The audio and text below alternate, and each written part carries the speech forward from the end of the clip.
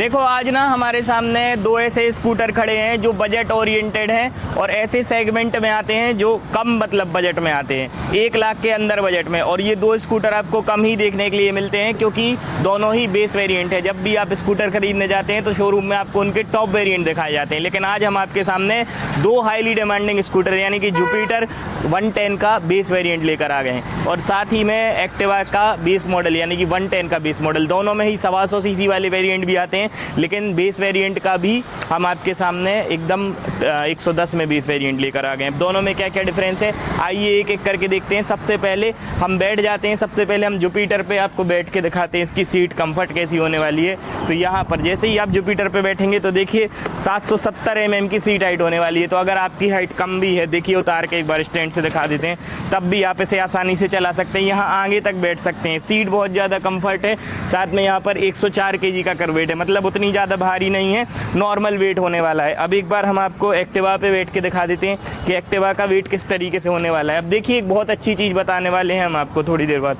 यहाँ पर पहले हम बैठ के दिखा देते हैं। तो देखिए इसमें भी 773 mm की सीट हाइट, मतलब दोनों में लगभग सेम है, 2-3 mm के करीब फ़र्क होने वाला है। कंफर्टेबल ज़्यादा जुपिटर है, एक्टिवा से ज़्यादा कंफर्टेबल जुपिटर आपको चलाने में समझ में आएगी। वेट दोनों का ही सेम है, 104 kg 105 kg, 1 किलो का महज फ़र्क होने वाला है। अब देखिए एक चीज़ हमें बड़ी अच्छी लगती है, यहाँ पर जब आप एक्टिवा में साइड स्टैंड लगाएंगे तो देखिए आपको ताकत लगानी पड़ रही है इस तरीके से, लेकिन जब आप जुपिटर में साइड स्टैंड लगाएंगे तो देखिए बिल्कुल भी आपको ऐसा जैसे मेन स्टैंड में बिल्कुल भी ताकत नहीं लगानी पड़ेगी। देखिए इस तरीके से बिल्कुल आपको लाइटली पैर को पुश करना है और आपका मेन स्टैंड लग जाता है, मेन स्टैंड में ताकत नहीं लगेगी। अब देखिए फंक्शन देख लेते हैं। जब भी फंक्शन की बात होती है, मीटर की बात होती है, तो जैसे ही आप यहाँ पर मीटर देखेंगे तो देखिए मीटर आपको एकदम यहाँ पर जब आप देखेंगे नाइट में विजिबल होगा, क्योंकि ये कलरफुल मीटर है। मतलब यहाँ पर ये वाइट कलर के कलर्स हैं, यहाँ पर एकदम फुल कलरफुल नहीं है लेकिन यहाँ पर वाइट कलर है।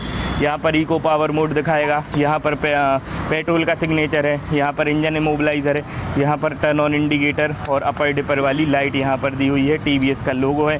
तो ये चीज़ें बताता है। जैसे ही बंद चालू करेंगे तो इस तरीके से ये सिग्नेचर सारे ही आपके चालू हो जाएंगे। सिंगल हॉर्न है, यहाँ पर देखेंगे तो साइलेंटली स्टार्ट करने के लिए इंजन किल स्विच का बटन है, सेल्फ स्टार्ट का बटन है। गाड़ी स्टार्ट हो गई है, एक बार साउंड सुन लेते हैं फिर और चीज़ें आपको बताएंगे।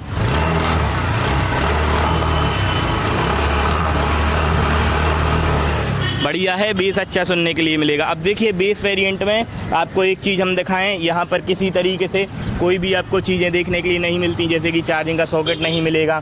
एकदम बेस है, यहाँ पर हुक दिया हुआ है लेकिन कुछ ज़्यादा यहाँ पर कोई फंक्शन नहीं मिलते। लेकिन एक चीज़ अच्छी है, यहाँ पर आपको 5 लीटर का फ्यूल टैंक देखने के लिए मिल जाता है। वहीं जब हम इसको एक्टिवा से कंपेयर करते हैं 110 से, तो एक्टिवा में क्या है, जो फ्यूल कैप है देखिए इस तरीके से खुलता है, आपको ऑफ़ करना पड़ेगा। उसके बाद इसको आप जैसे ही प्रेस करेंगे तो आपका फ्यूल कैप ओपन होता है। यहाँ पर पीछे दिया हुआ है तो थोड़ा सा अनकन्वीनियंट हो जाता है पीछे का फ्यूल कैप, आगे का ज़्यादातर कन्वीनियंट होता है। अब एक बार मीटर दिखा देते हैं, इसके मीटर में क्या है। इसमें एक चीज़ ज़्यादा मिलती है, तो जैसे ही आप गाड़ी को स्टार्ट कर लेते हैं हम पहले देखिए गाड़ी के मीटर में जैसे ही आप देखेंगे तो यहाँ पर आपको अपर डिपर की लाइट दिखाएगा। यहाँ पर एकदम बेसिक मीटर है, प्लेन मीटर है, कोई ज़्यादा फंक्शन नहीं है। इंडिकेटर का साइन है, साथ में ऑटोमेटिक स्टार्ट जैसे कि i3s की टेक्नोलॉजी होती है, वही टेक्नोलॉजी इसमें भी कंपनी ने दी है। ऑटो स्टार्ट हो गई है, अभी बटन चालू करने के बाद ऑफ़ करेंगे तो यहाँ से ऑटोमेटिकली ऑफ भी हो जाएगी आपकी बटन के माध्यम से। यहाँ पर जब आप देखेंगे तो देखिए चाबी में भी काफ़ी सारे फंक्शंस हैं, जैसे कि लॉक करने के लिए दिया हुआ है, सीट यहाँ से ओपन होती है, फ्यूल कैप यहाँ से ओपन होता है। यहाँ पर आपको किसी तरीके से चार्जिंग का सॉकेट नहीं मिलता है क्योंकि एकदम बेस मॉडल है, लेकिन यहाँ पर थोड़ा सा स्पेस मिलता है तो आप बॉटल वगैरह रख सकते हैं। हुक दिया हुआ है इस तरफ, और नीचे देखेंगे तो नीचे में भी आपको नीचे में एक हुक छोटा सा देखने के लिए मिल जाता है। अब देखिए जो लेग रूम है वो आपको कहीं ना कहीं एक्टिवा का ज़्यादा बड़ा देखने के लिए मिलता है जब हम कंपेरिजन करते हैं इसको जुपिटर से। अब एक बार सीट खोल के देख लेते हैं कि किसमें बूट स्पेस ज़्यादा है। यहाँ पर देखिए, यहाँ पर जो बूट स्पेस है वो आपको लगभग 15 से 16 लीटर के करीब देखने के लिए मिल जाता है। वहीं जब हम जुपिटर में बूट स्पेस देखते हैं तो इसका यहाँ से सीधा ही जो इस तरीके से बूट स्पेस खुलता है, ये सबसे बड़ा इस सेगमेंट का 110 सेगमेंट का सबसे बड़ा बूट स्पेस होने वाला है, क्योंकि यहाँ पर 2 हेलमेट बन जाते हैं। मतलब इतना सारा सामान आपका 110 सीसी में बन जाएगा। ये लगभग 30 लीटर के करीब बूट स्पेस आपको देखने के लिए मिलता है, मतलब सबसे बड़ा बूट स्पेस होने वाला है।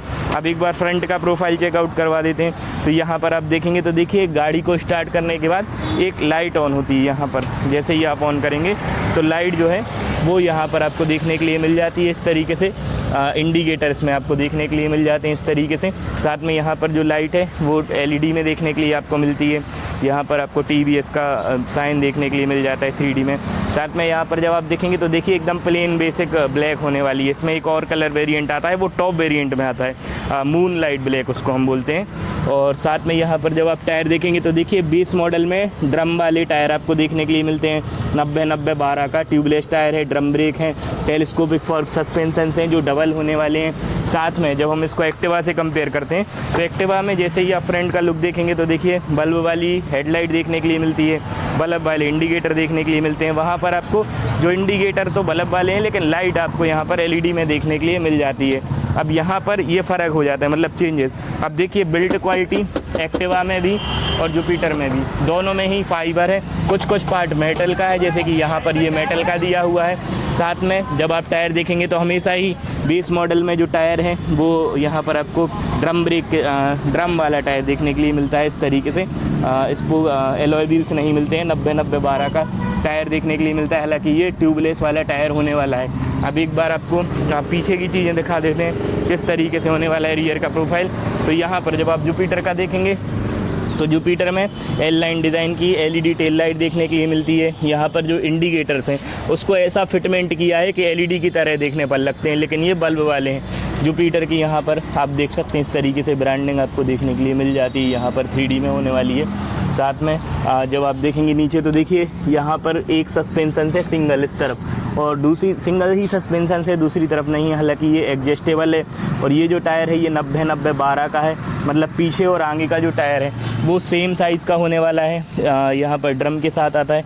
साथ में यहाँ पर बड़ा एग्जॉस्ट है, OBD2B का साइन यहाँ पर आपको देखने के लिए मिल जाता है। इंजन पावर की जब हम बात करते हैं तो यहाँ पर आपको 110 सीसी का इंजन मिलता है, जिसमें आपको 8 bhp की पावर, 9 Nm का टॉर्क देखने के लिए मिलता है। किक स्टार्ट देखने के लिए मिल जाती है और फुट पैक्स इस तरीके से होने वाले हैं। जब हम एक्टिवा से कंपेयर करते हैं इसको, बल्ब में आपको टेल लाइट देखने के लिए मिल जाती है, साथ में बल्ब में टर्न ऑन इंडिकेटर्स मिलते हैं, जबकि जुपिटर में आपको देखने पर LED जैसे लगते हैं। अब देखिए यहाँ पर इंजन परफॉर्मेंस की बात करें तो एक्टिवा में भी आपको 110 सीसी का इंजन मिलता है और पावर में कोई भी फ़र्क नहीं है। 110 सीसी का इंजन है जिसमें आपको 8 bhp की पावर, 9 Nm का टॉर्क है, सेम है, किक स्टार्ट है, मतलब टॉर्क ओरिएंटेड है। 9 Nm का टॉर्क बढ़िया होता है 110 सीसी के इंजन के हिसाब से। साथ में टायर भी 12 इंच का है और ये भी आपको ड्रम वाला देखने के लिए मिलता है इस तरीके से। अब देखिए यहाँ पर एक चीज़ बड़ी अच्छी मिलती है, यहाँ पर ब्रेक को सेट करने के लिए इस तरीके से आप ब्रेक को हिल पे सेट कर सकते हैं। यहाँ पर दिया हुआ है लीवर, लेकिन जुपिटर में जो है वो ज़्यादा आपको ईजी वे में मिलता है। यहाँ पर थोड़ा सा एक्टिवा में कॉम्प्लिकेटेड हो जाता है, लेकिन जुपिटर में जो है वो यहाँ पर इस तरीके से होने वाला है। यहाँ पर ऐसे सेट हो जाता है ये इस तरीके से। और साथ में यहाँ पर खोलने के लिए भी उस तरफ से चले जाओ, तुम उस तरफ से आ जाएगा, हम भूल भी रहे थे तुमसे। यहाँ पर इस तरीके से लॉक करने के लिए मिल जाता है और इस तरीके से यहाँ पर खुल जाता है, मतलब इजी वे में ये सारी चीज़ें आप ऑपरेट कर सकते हैं। अब प्राइस की फाइनली बात करें, माइलेज की बात करें और आपके लिए कौन सी बेहतर है इसकी बात करें तो देखिए प्राइस दोनों की ही 90,000 रुपये तक जाती है और 1-2 हज़ार रुपये आपकी सिटी में ऊपर नीचे हो सकता है प्राइस। अब माइलेज की बात करें तो देखिए एक्टिवा का कंपनी 60 के MPL का बता रही है, लेकिन 45-50 तक आराम से सिटी में माइलेज मिलता है। जुपिटर में भी माइलेज सेम मिलता है। टॉप स्पीड दोनों ही 90 तक आसानी से चली जाती हैं हाईवे पे भगाएंगे तो। बाकी सारी चीज़ें तो हमें लगता है हमने कवर कर दी। आप बताइए कि आपको बेस मॉडल पसंद है या फिर आपको टॉप मॉडल पसंद है, आपको कौन सी स्कूटर और कौन सा वेरिएंट पसंद है, कमेंट बॉक्स में बताना बिल्कुल भी ना भूलें। आज के लिए इतना ही, वीडियो को लाइक, चैनल को सब्सक्राइब कीजिए। बहुत बहुत धन्यवाद।